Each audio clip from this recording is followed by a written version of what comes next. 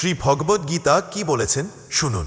কংসের অত্যাচারের ফলে বসুদেব শ্রীকৃষ্ণের জন্মোৎসবের আনন্দ উপভোগ করতে পারেননি, কিন্তু শ্রীকৃষ্ণের পালক পিতা নন্দ মহারাজ অত্যন্ত আনন্দের সঙ্গে শ্রীকৃষ্ণের জন্মোৎসবও পালন করেছিলেন।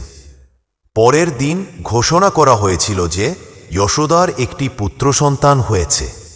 বৈদিক প্রথা অনুসারে নন্দ মহারাজ জন্মোৎসব পালন করার জন্য জ্যোতিষী এবং ব্রাহ্মণদের নিমন্ত্রণ করলেন।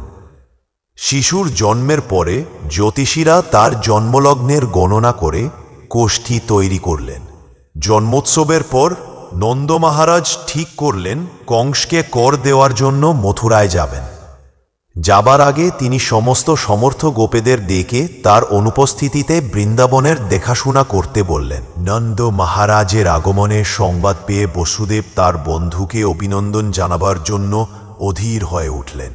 তিনি তৎক্ষণাৎ নন্দ মহারাজের সঙ্গে দেখা করতে গেলেন।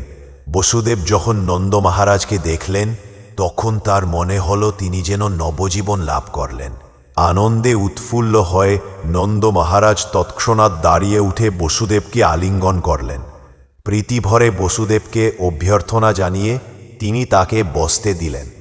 সেই সময় বসুদেব তার দুই পুত্রের সংবাদ লাভের আশায় উৎকণ্ঠিত হয়ে উঠলেন, যারা নন্দ মহারাজের অজ্ঞাতসারে তার তত্ত্বাবধানে ছিল। উৎকণ্ঠিত বসুদেব তাদের কথা জিজ্ঞাসা করলেন। কৃষ্ণ এবং বলরাম উভয়েই বসুদেবের সন্তান ছিলেন। বলরামকে রোহিণীর গর্ভে স্থানান্তরিত করা হয়। রোহিণী ছিলেন বসুদেবের পত্নী, কিন্তু রোহিণীকে নন্দ মহারাজের তত্ত্বাবধানে রাখা হয় কংসের অত্যাচারের জন্য। বসুদেব তখন তাকে বললেন, তোমার অনেক বয়স হয়ে গিয়েছিল এবং একটা পুত্র সন্তান লাভ করার জন্য তুমি অত্যন্ত আকুল হয়ে উঠেছিলে, কেননা তোমার কোনো পুত্র ছিল না। এখন ভগবানের কৃপায় তুমি এক অপূর্ব সুন্দর পুত্র লাভ করেছে। আমার মনে হয় যে এই ঘটনাটি তোমার পক্ষে অত্যন্ত মঙ্গলজনক।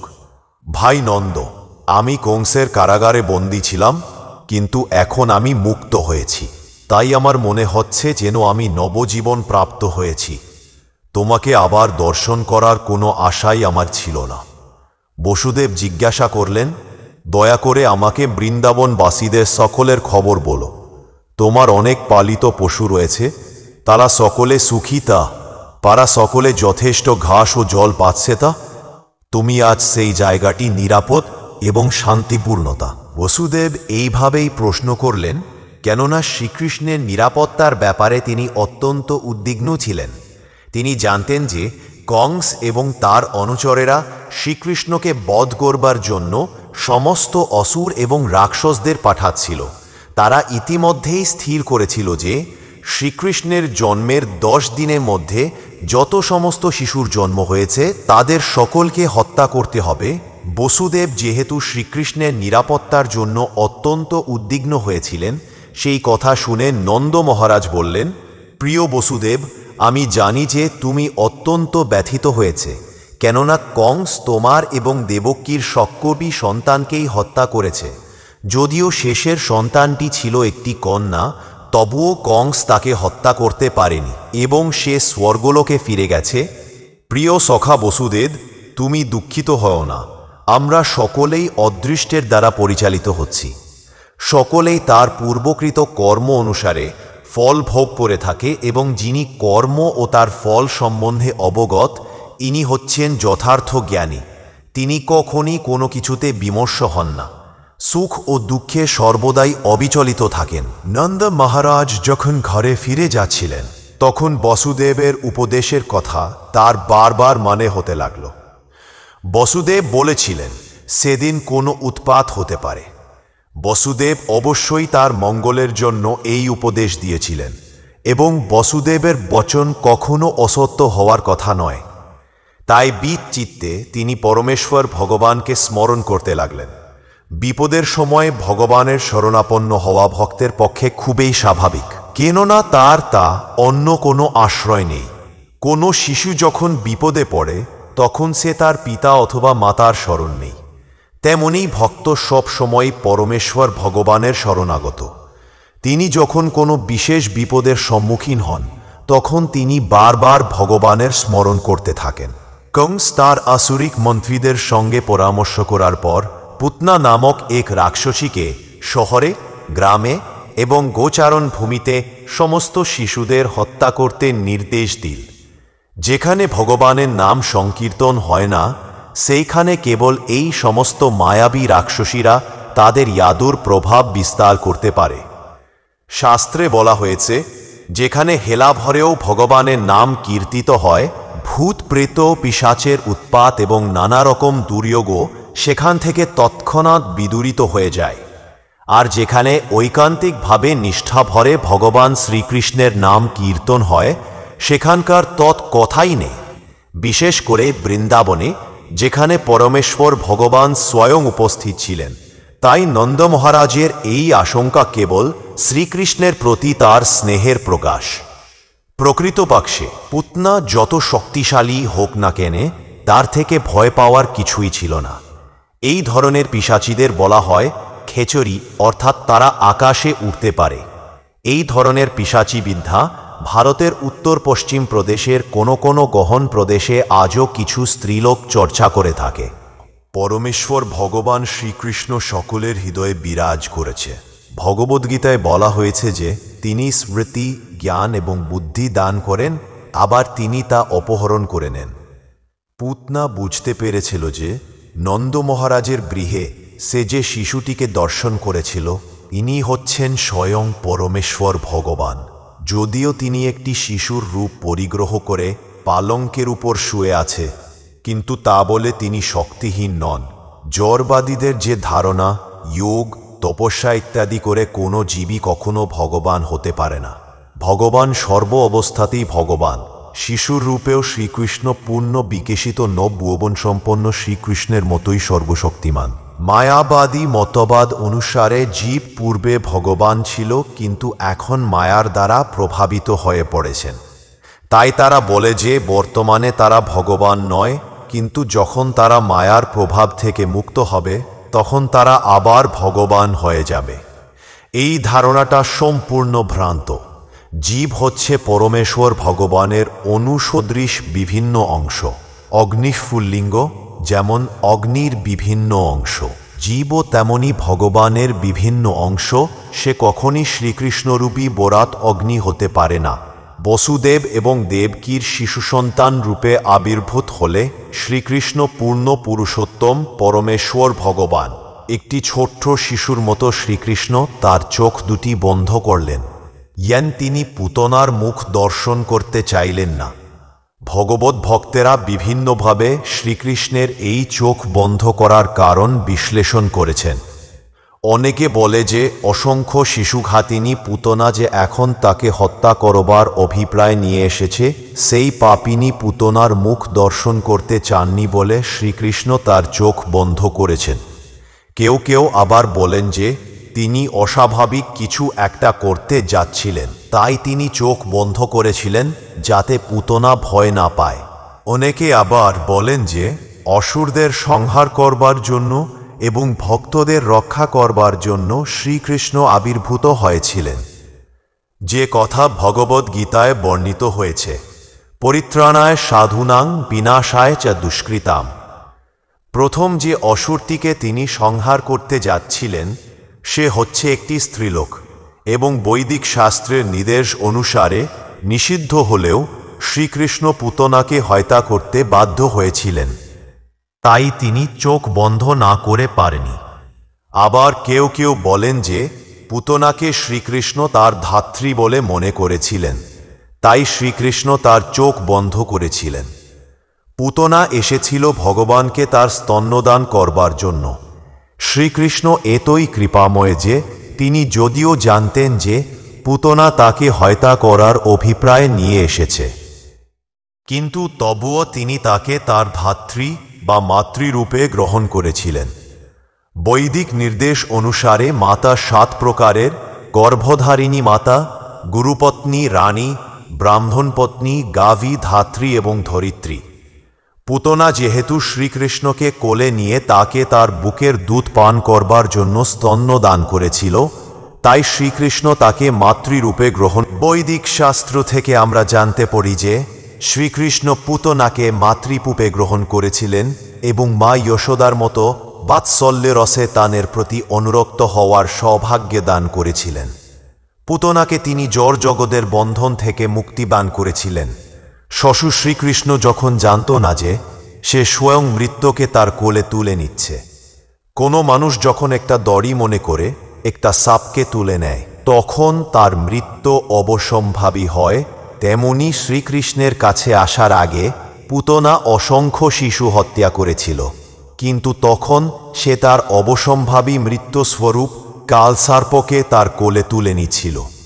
পুতনা যখন শিশু শ্রীকৃষ্ণকে তার কোলে তুলে নিচ্ছিল তখন রোহিণী এবং যশোদা উভয়েই সেখানে উপস্থিত ছিলেন, কিন্তু তারা তাকে নিষেধ করেননি, কেননা সে এত সুন্দর সজ্জায় ভূষিতা ছিল। আর তাছাড়া শ্রীকৃষ্ণের প্রতি সে যে বাৎসল্য স্নেহে প্রদর্শন করেছিল তাতে তাদের মনে কোনো সন্দেহে স্থান পায়নি। তারা বুঝতে পারেননি যে সে একটা সুন্দর খাপে ঢাকা তলোয়ার। পুতনা তার স্তনে অতি তীব্র বিষ লাগিয়ে এসেছিল এবং শিশু শ্রীকৃষ্ণকে কোলে নিয়েই সে তৎক্ষণাৎ তাকে তার স্তন দান করল, যাতে সেই স্তন্য পান করা মাত্রে তার মৃত্যু হয়। শ্রীকৃষ্ণ এতই কৃপাময় যে সেই রাক্ষসী যেহেতু তার বুকের দুধ দান করবার জন্য তার কাছে এসেছিল, তাই তিনি তার মনোবাঞ্ছা পূর্ণ করেছিলেন এবং তার সেই কার্যকলাপ মাতৃবোধ বলে গ্রহণ করেছিলেন। আর তার বীভৎস কার্যকলাপ বন্ধ করার জন্য তাকে তৎক্ষণাৎ সংহার করেছিলেন। আর শ্রীকৃষ্ণের দ্বারা নিহত হওয়ার ফলে সে মুক্তি লাভ করেছিল। শ্রীকৃষ্ণ যখন তার প্রাণবায়ু শুষে নিল তখন পুতনা হাত পা ছড়িয়ে মাটিতে লুটিয়ে পড়ে আর্তনাদ করতে লাগল, ছেড়ে দাও আমাকে, ছেড়ে দাও। সে বিকটভাবে আর্তনাদ করতে করতে যখন তার মৃত্যু হল তখন চারদিকে এক প্রচণ্ড শব্দ হল। নদ নদী গিরি তরু ধরণী কেঁপে উঠল। লোকেরা মনে করল জেনে চারদিকে বজ্রপাত হচ্ছে। এইভাবে পুতনা রাক্ষসীর বিভীষিকা সমাপ্ত হল। তখন বিরাট রাক্ষসী রূপ প্রকাশ পেল। তার হাত পা ছড়িয়ে সে মাটিতে লুটিয়ে পড়ল এবং তার মুখ হা হয়ে রইল। ইন্দ্রের বজ্রঘাতে বৃত্রাসুরের যেভাবে পতন হয়েছিল, পতনাও ঠিক সেইভাবে ভূপাতিত হল।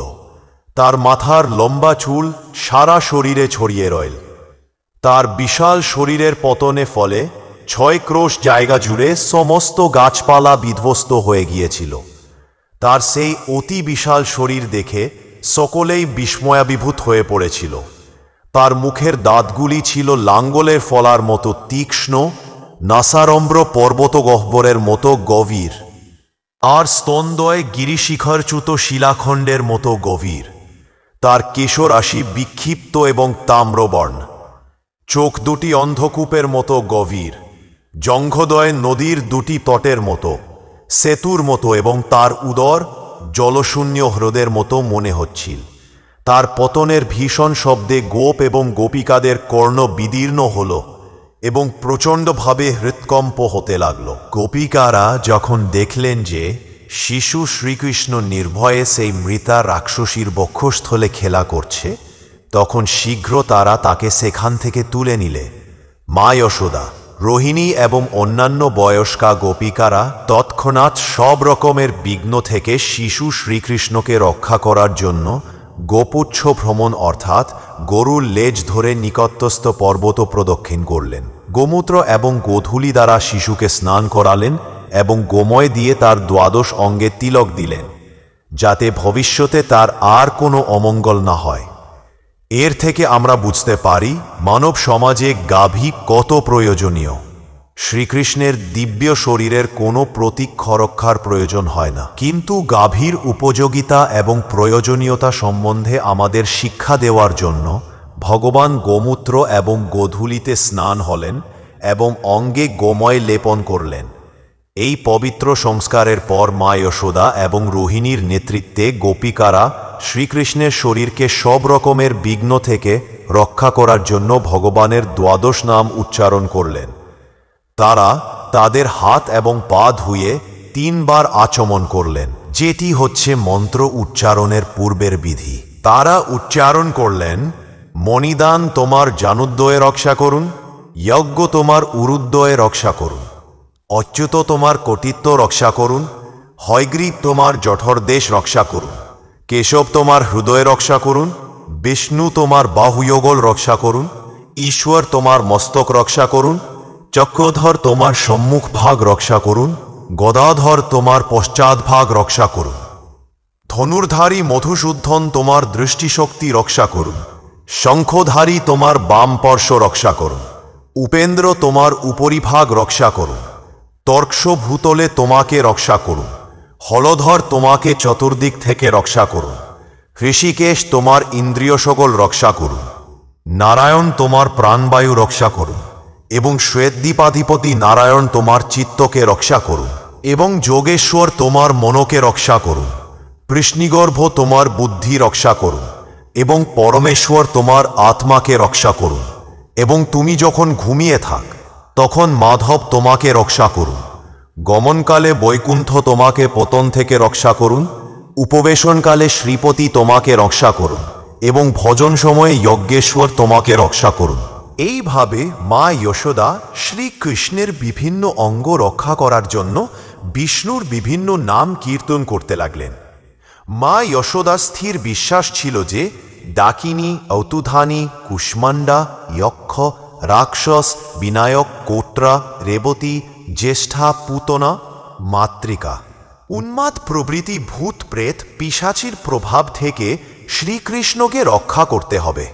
এদের প্রভাবে মানুষ তাদের অস্তিত্বের কথা ভুলে যায়। কখনো এরা স্বপ্নেও মহা উৎপাতের সৃষ্টি করে, কখনো এরা বৃদ্ধা শ্লীলোকের রূপে এসে শিশুদের রক্তপান করে। কিন্তু যেখানে ভগবানের নাম কীর্তন হয় সেখানে তারা থাকতে পারে না। গাভী এবং ভগবানের নামের মাহাত্ম্য এবং বৈদিক নির্দেশ সম্বন্ধে মা যশোদার পূর্ণ বিশ্বাস ছিল। তাই তিনি তার শিশুপুত্র শ্রীকৃষ্ণকে রক্ষা করার জন্য সম্পূর্ণভাবে গাভীর উপর নির্ভর করেছিলেন এবং বিষ্ণুর নামে আশ্রয় গ্রহণ করেছিলেন। তিনি বিষ্ণুর দিব্য নামসমূহ কীর্তন করেছিলেন যাতে তিনি তার শিশুপুত্রটিকে রক্ষা করেন। বৈদিক সংস্কৃতি অনাদিকাল থেকে গোরক্ষা এবং ভগবানের নাম কীর্তনের সুযোগ গ্রহণ করে আসছে। যারা বৈদিক প্রথা অনুসরণ করে আসছেন, বিশেষ করে গৃহস্থরা, কারা তাদের বাড়িতে অন্তত পক্ষে 12টি গাভী পালন করে এবং শ্রীবিষ্ণুর অর্চা বিগ্রহের উপাসনা করে। বৃন্দাবনের বয়স্কা গোপিকারা শ্রীকৃষ্ণের প্রতি ভালোবাসায় এতেই মগ্ন ছিলেন যে তাকে রক্ষা করার জন্য তারা আকুল হয়ে উঠেছিলেন, যদিও তার রক্ষার কোনো প্রয়োজন হয় না, কেননা ইতিমধ্যেই তিনি নিজেকে রক্ষা করেছেন। তারা জানতেন না যে শ্রীকৃষ্ণই হচ্ছেন পরমেশ্বর ভগবান এবং এখন তিনি একটি শিশুরূপে তাদের সঙ্গে খেলা করছেন।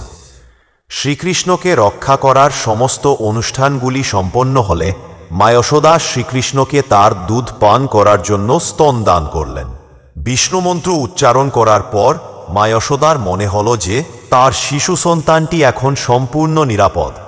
ইতিমধ্যে যে সমস্ত গোপেরা রাজাকে কর দেওয়ার জন্য মথুরায় গিয়েছিলেন, তারা ফিরে এসে পুতনারের বিশাল শরীর দর্শন করে অত্যন্ত বিস্মত হলেন। নন্দ মহারাজ বসুদেবের ভবিষ্যদ্বাণীর কথা স্মরণ করলেন এবং ভাবলেন তিনি নিশ্চয়ই একজন মহান ঋষি এবং যোগী। তা না হলে কি করে তিনি মথুরাতে থেকে ব্রজের এই উৎপাতের কথা বলতে পারলেন? তারপর ব্রজবাসীরা সেই রাক্ষসীর দেহে কুঠার দিয়ে টুকরো করে কেটে পৃথক পৃথকভাবে দগ্ধ করলেন। তখন সুগন্ধযুক্ত ধূম্র উদ্গীরণ হচ্ছিল। এর থেকে বোঝা যায় যে পুতনা তার সমস্ত পাপ থেকে মুক্ত হয়ে দিব্য শরীর লাভ করেছিল। পরমেশ্বর ভগবান যে পরম মঙ্গলময় তা এর থেকে বোঝা যায়।